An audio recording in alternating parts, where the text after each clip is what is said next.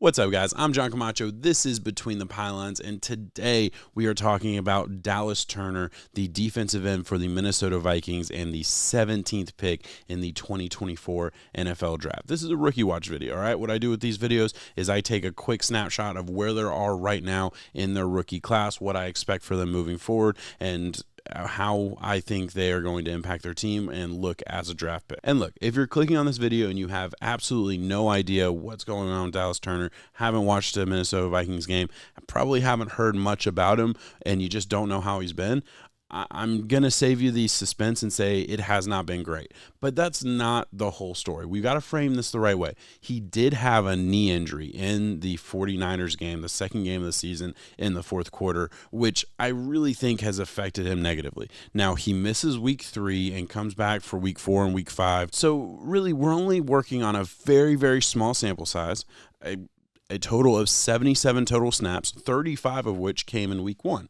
That was against the Giants, a offensive line that isn't incredible, but he did get a sack. I do think I love watching defensive line play, so we are going to put the sack up on the screen right now. I'm going to put it up for you guys right here. And I have it queued up right here for you guys. This is the sack. I don't really want to play every single snap. I watched this a couple of times, and I was thinking about going through every single snap for you guys, and it just doesn't seem fair to him. This is really the only game where he got a full defensive workload, and he still didn't start this game. That's your sack right there. We're going to play this a couple times for you. But again, really early, really raw. There's a couple good things that you like to see out of what he's done, but I just didn't have enough solid enough of a solid take to really play all of this, but you're more than welcome to go find this on YouTube if you're interested. I'll even put the link in the description for you guys if you guys want to go watch this.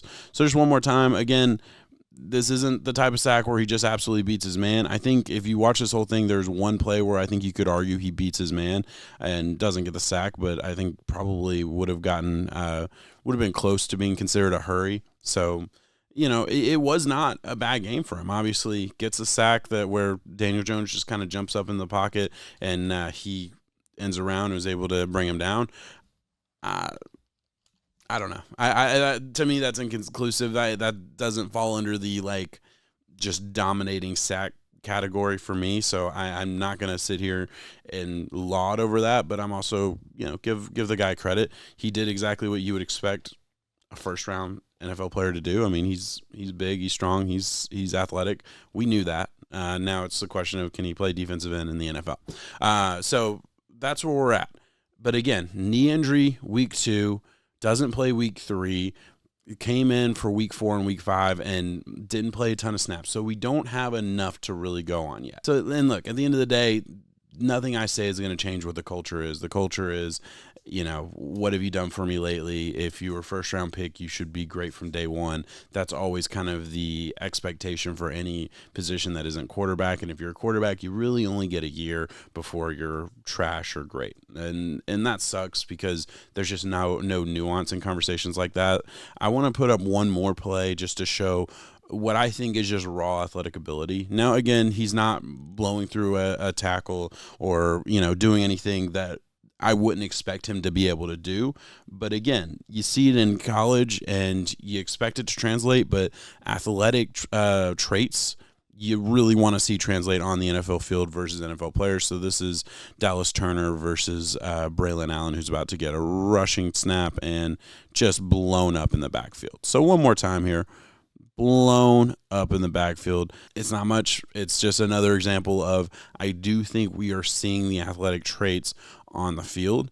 Have we seen it put all together? Obviously not. The Vikings are taking it really slow with him, but they have that luxury. They have a really good defense. Brian Flores is taking everything that worked for the Miami Dolphins defense when he was the head coach for the Dolphins and putting it with the Minnesota Vikings. Has a couple of the same guys that the Dolphins had, Van Ginkel especially.